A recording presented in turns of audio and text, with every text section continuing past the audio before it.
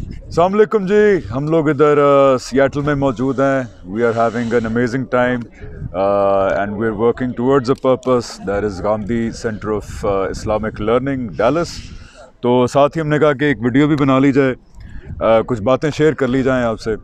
और मेरे साथ मौजूद हैं जी, खुद ही बता दें ना, हसन इलियास भाई, जो कि तालिब इल्म भी हैं दीन के, और बड़ा लंबा इनका पस मंज़र है. खैर इंट्रोडक्शन तो बार बार क्या कराना है. मुझे आज ये बताएं जो मैं शेयर करना चाहता हूँ लोगों के साथ, कि गामदी साहब पे एतराज़ ये है कि उन्होंने दीन को इल्म और अक़ल की बुनियाद पे ख़ुद समझने की सही की.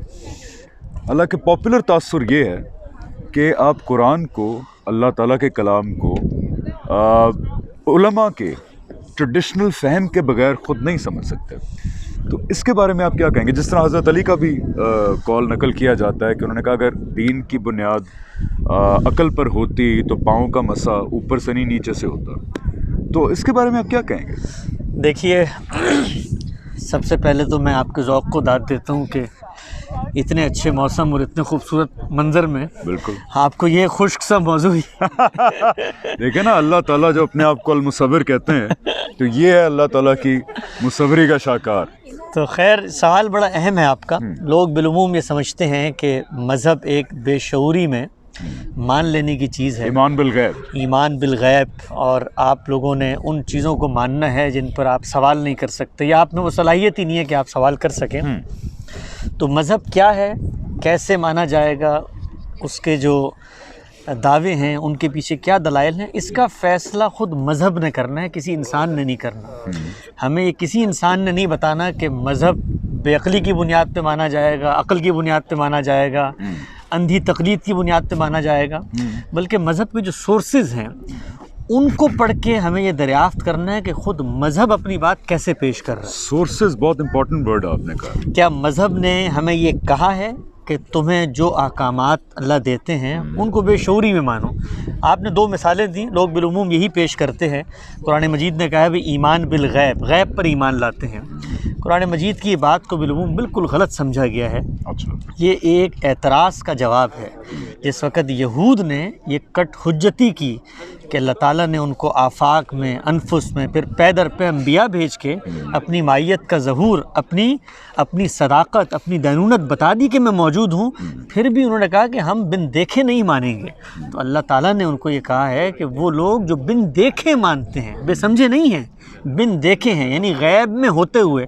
तो इंसान को अल्लाह ने जो सलाहियत दी है, वो सलाहियत यही सलाहियत है कि वो चीज़ों को देख कर वो मालूम से नामालूम का सफ़र तय करता है. हमारे उस्ताद मौलाना अमीन हसन इस्लाही बड़ी अच्छा एक बात फरमाते थे कि आदमी के ज़की और फ़हीम और आदमी के ज़हीन होने की अलामत यह है कि जब वो हाईवे पे गाड़ी चला रहा हो और उसको गैंग नज़र आए तो वो रफ्तार आहिस्ता कर ले, क्योंकि वो ये जानता है कि पीछे कोई बच्चा भी भाग के आ रहा हो. तो हम धुएँ को देख के आग को समझते हैं. तो कायनात के अंदर अल्लाह ताला ने जो सारी निशानियाँ रख दी हैं, खुदा ही की निशानी है. तो देख के तो भैंस भी मान लेती है. तो कुरान मजीद ने इस गलत जाम और दावे की तरदीद की है कि यहूद जो ये मुतालबा कर रहे हैं ये बिल्कुल बेबुनियाद मुतालबा है. दूसरी मिसाल आपने सैयदना अली की दी.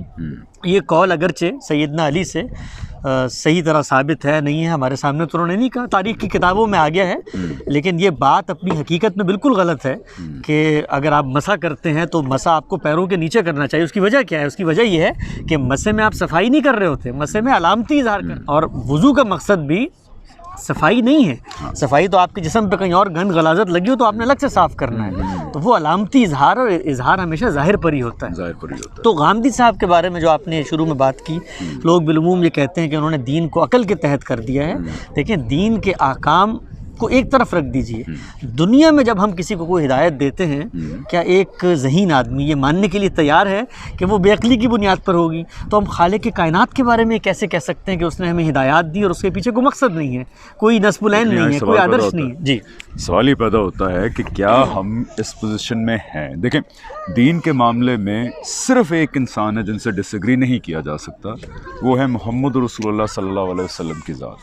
क्योंकि उनके पीछे खुदा है, यानी कि उनको डायरेक्ट अहकामात आ रहे हैं खुदा की तरफ से. लेकिन उनके बाद एक उलमा का सिलसिला, एक ट्रेडिशन है पूरी जो 12-13 100 साल से चली आ रही है, تو اختلاف وہاں پہ آتا ہے جہاں پہ اپوزٹ سائڈ سے یہ تنقید آتی ہے کہ دیکھیں علماء کا فہم جو پچھلے 1200 سال سے چلتا آ رہا ہے یا 1300 سال سے، اس کے تحت کیا ہم سمجھیں گے، یا پھر آج آپ آ کے اگر ایک نئی بات کرتے ہیں، چلیں ٹھیک ہے غلط ہے غلط بحث ہے، لیکن یہ انحراف کیا شرعی طور پہ دینی طور پہ کیا یہ جائز ہے؟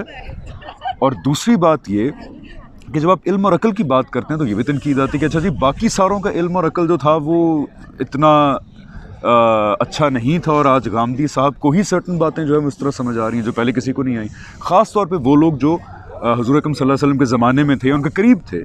اگر وہاں سے کوئی بات آتی ہے اور غامدی صاحب کچھ اور کہتے ہیں تو پھر یہ تو تضاد نہ ہوگا؟ دیکھیے، دین کی باتوں کو کیسے سمجھا جائے گا، اسی طرح جس طریقے سے دنیا کے اندر ہر علم اور فن کو سمجھا جاتا ہے۔ ایک عام آدمی کیا کرتا ہے، ایک عام آدمی اہل علم کی رہنمائی ہی میں مختلف سورسز کا مطالعہ کرتا ہے، لیکن یہ رہنمائی ہوتی ہے، اس رہنمائی کا ہرگز یہ مطلب نہیں ہوتا کہ آپ اندھے مقلد بن گئے ہیں اور آپ نے اپنی باگ کسی کے ہاتھ میں پکڑا دی ہے، اب وہ جو کچھ آپ سے منوانا چاہے گا وہ منوا لے گا۔ لوگ عام طور پہ مثال دیتے ہیں کہ بھائی آپ کو اگر بیماری ہو تو آپ ڈاکٹر کے پاس جاتے ہیں نا، اور آپ کو اگر بلڈنگ بنانی ہو تو انجینئر کے پاس جاتے ہیں نا۔ تو دین کا جو بھی مسئلہ ہے، دین کی جو بھی ہدایت ہے، وہ علماء آپ کو بتائیں گے۔ ڈاکٹر کے پاس میں دوائی لینے جاتا ہوں، وہ میں کھا لیتا ہوں، انجینئر کے پاس میں بلڈنگ بنوانے جاتا ہوں، یہاں مجھے اپنی زندگی میں کچھ فیصلے کرنے ہوتے ہیں دین کی بنیاد پہ۔ اور اگر میں ڈاکٹر کے پاس سر کا درد لے کے جاؤں اور وہ کہے میری ٹانگ کاٹنی ہے، تو کیا میں اندھی تقلید میں یہ بات مان لوں گا اس لیے کہ وہ زیادہ جانتا ہے مجھ سے؟ پوچھنے کا تو حق ہے، تو کیوں مجھے سمجھایا جائے؟ میں سوال کروں گا، میں ان سے سمجھنے کی کوشش کروں گا کہ ان کے دلائل کیا ہیں۔ تو اہل علم جس طریقے سے خود بڑے علماء کا فہم اخذ کرتے ہیں، لوگ عام طور پہ کہتے ہیں عام آدمی عربی نہیں جانتا، اور بزرگ اور علماء اور اکابر وہ عربی زبان جانتے ہیں اور صحابہ کے فہم تک ان کی رسائی ہے۔ تو صحابہ کا فہم بھی اسی زبان میں تھا جس زبان میں قرآن مجید ہے۔ تو آپ اگر یہ کہتے ہیں کہ آپ قرآن مجید کو نہیں سمجھ سکتے یا اس پہ غور نہیں کر سکتے، لیکن امت کے اجماعی فہم کو مانیں، تو اجماعی فہم کو ماننے میں بھی وہی رکاوٹ ہے جو قرآن کو پڑھنے میں رکاوٹ ہے۔ وہاں بھی زبان ہے، وہاں بھی زبان ہے۔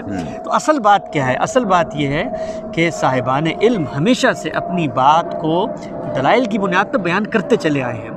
آپ کبھی امام صاحب کی بات پڑھیں، امام حنیفہ کو دیکھیں، امام شافعی کو دیکھیں، کہ انہوں نے اپنی کتابوں میں یہ لکھا ہے کہ ہم جو رائے دے دیں اس رائے سے انحراف یا اختلاف ممکن نہیں ہے۔ امام مالک کو تو لوگ کوٹ کرتے ہیں نا کہ کہا رسول اللہ کی قبر کی طرف اشارہ کر کے کہ یہ وہ شخصیت ہے، یہ وہ ذات والا صفات ہے کہ جس سے اختلاف نہیں ہو سکتا۔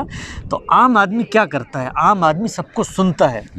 اللہ نے اس کو یہ صلاحیت دی ہے کہ وہ ان چیزوں کے درمیان تفریق کرے۔ اگر اللہ نے اس کو یہ صلاحیت نہ دی ہوتی تو قرآن مجید عام آدمی کو خطاب کیوں کرتا؟ رسول اللہ صلی اللہ علیہ وسلم عام آدمی کو دین کیوں پیش کرتے؟ یہ عام آدمی ہی ہے۔ اور میں ایک اور بات یہاں عرض کرنا چاہتا ہوں کہ اگر عام آدمی میں صلاحیت نہیں ہے سمجھنے کی، تو علماء میں تو صلاحیت ہونی چاہیے سمجھانے کی ہونی چاہیے، وہ تو سمجھائیں اس کو۔ اگر مجھے سمجھ نہیں آ رہی ٹھیک ہے، لیکن اس طرح یہ بھی ایک اعتراض ہے، اس کے بعد ہم کنکلوژن کی طرف بڑھتے ہیں۔ میں نہیں چاہتا ویڈیو زیادہ لمبی ہو، کہ اس طرح تو اگر ہر انسان کہے گا کہ میری سمجھ میں یہ ہے، میری سمجھ میں یہ ہے، لیکن وہ سمجھ کو پیش کرے گا نا، وہ سمجھ کو پیش کرنے کے بعد اس کی کوئی دلیل دے گا۔ مثلا قرآن مجید کی ایک آیت کو یہ اٹھاتا ہے آدمی، اور وہ اٹھانے کے بعد یہ کہتا ہے کہ میں نے مختلف اہل علم کی رہنمائی، ظاہری بات ہے آپ کو سب سے پہلے زبان جاننی ہے، آپ زبان جانے بغیر تو کسی آیت کا ترجمہ بھی نہیں کر سکتے نا۔ تو آپ اہل علم کی رہنمائی میں سفر طے کرتے ہیں، تو آپ کو کسی صاحب علم کی رائے زیادہ معتبر لگی ہے تو آپ اس کو پیش کریں گے۔ وہ پیش کرنے کے بعد اس کو قرآن مجید کو قبول کرنا چاہیے۔ وہ ایک کلام ہے، وہ ایک زبان میں ہے، اس کے الفاظ ہیں، اس کا ایک سیاق ہے، اس کے جملوں کے در و بست ہیں۔ یہ تو نہیں ہو سکتا کہ آپ شیکسپیئر کے کلام کی کوئی عبارت اٹھا کے اپنے بزام خواہش کوئی معنی اس کے اندر داخل کر دیں، تو یہ معاملہ کبھی نہیں ہوتا۔ تو علماء کو اس سے بالکل نہیں ڈرنا چاہیے۔ اصل چیز کیا ہے؟ اصل چیز یہ ہے کہ اپنی بات کو، میں آپ سے ایک آخری بات عرض کرنا چاہتا ہوں کہ یہ کام پہلے تو بہت لمبے عرصے تک ہوتا چلا گیا، لیکن یہ جو دور ہے یہ عصر حریت ہے اور عصر استدلال ہے، ایج آف ریزننگ اور ایج آف فریڈم، لبرٹی، آزادی۔ لوگوں کو اگر آپ یہ کہہ کر آپ سنپ کر دیں گے، شٹ اپ کال دیں گے، تم نہیں جانتے، تو میں آپ کو بتاؤں آپ کی بات کبھی نہیں مانیں گے۔ آپ ان کو قائل کریں، ان کو سمجھائیں، ان کو بتائیں کہ دیکھو یہ ہمارے دلائل ہیں۔ تو غامدی صاحب کیا کرتے ہیں؟ غامدی صاحب نے دین کے کسی حکم کے بارے میں کوئی چیز اپنی طرف سے نہیں اضافہ کیا۔ وہ یہ کہتے ہیں کہ یہ میری انڈرسٹینڈنگ ہے، میں نے اس کو اس درجے میں سمجھا ہے، یہ اس کے دلائل ہیں۔ آپ کو پورا حق ہے کہ آپ ان دلائل سے اختلاف کریں۔ وہ کبھی نہیں کہتے کہ چونکہ میری رائے ہے، میں نے 50 سال عربی سیکھی ہے، میرے بڑے اساتذہ تھے، لہٰذا مجھ سے انحراف کرنا تمہیں گناہوں کی گھاٹی میں لے جائے گا۔ تو میں اپنے علماء سے بھی درخواست کرتا ہوں کہ عام آدمی کی صلاحیت پر کبھی یہ قدغن مت لگایا کریں. وہی عام آدمی ہے جو آپ لوگوں کو اپنے معاشرے میں الگ سے دین پر کام کرنے کے لیے سپورٹ کر رہا ہوتا ہے. اس عام آدمی کی تحقیر اللہ نے نہیں کی تو علماء کو بھی نہیں کرنی چاہیے. بالکل ٹھیک ہے. اور اس سے یہ بھی ہمارے خیال میں کہ ڈس ایگریمنٹ پر ایک خوبصورت چیز بن جاتی ہے کہ ہر انسان دین کو جس طرح سمجھتا ہے وہ دلائل کے ساتھ پیش کرے.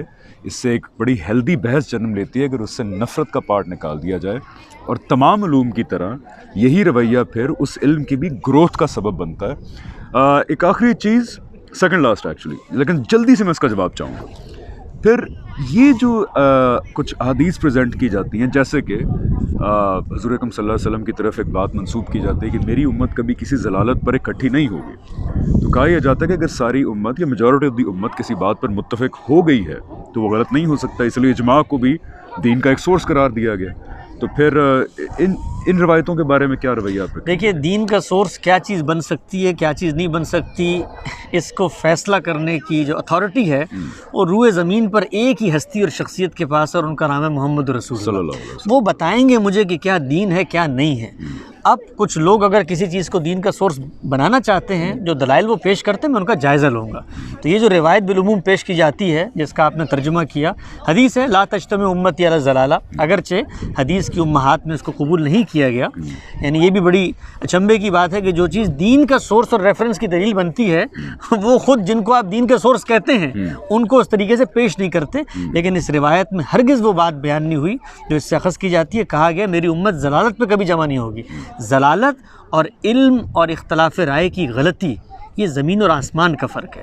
اور جو دوسری چیز اس میں بتائی گئی ہے وہ یہ کہ کبھی جمع نہیں ہوگی، ہمیشہ کچھ لوگ رہیں گے جو صحیح بات کرتے رہیں گے. تو لوگوں نے اس کا کیا کیا کہ مفہوم مخالف لے لیا. چونکہ جمع ہو گئے ہیں لہٰذا اب وہ گمراہی پر نہیں ہو سکتے. تو ہم کبھی نہیں کہتے کہ غامدی صاحب کی آراء کے خلاف اگر کسی نے رائے اپنائی ہے تو وہ گمراہ ہے. تو ہمیں بھی یہ نہیں کہنا چاہیے لوگوں کو. ہمیں بھی یہ نہیں کہنا چاہیے. ہمیں بھی آپ یہ کہیں کہ دیکھیں آپ کی یہ غلطی ہے. اور غلطی منوانا دنیا میں سب سے آسان کام ہوتا ہے، اس لیے کہ اس کے پیچھے استدلال کی طاقت کھڑی ہوتی ہے. آپ استدلال کریں، آپ لوگوں کو ڈرائیں نہیں کہ تم اس گروہ میں ہو جس کے بارے میں یہ پیشن گوئی تھی، اس گروہ میں ہو. آپ ہماری علم کی غلطی ہم پہ واضح کریں. تو یہ بالکل بے بنیاد ایک اضافہ ہے دین کے اوپر جس کو کہہ دیا گیا ہے. غامدی صاحب کا ایک آرٹیکل ہے جماعت کے اوپر، اس کو ضرور پڑھیں. قرآن مجید کی ایک آیت سورہ نساء کی اور یہ حدیث جس سے ایک غلط استدلال کیا جاتا ہے اور لوگوں کو یہ کہا جاتا ہے کہ جو قائم شدہ تصورات ہیں آپ اس پہ بات نہیں کر سکتے. دین میں ہرگز ایسی کوئی چیز نہیں.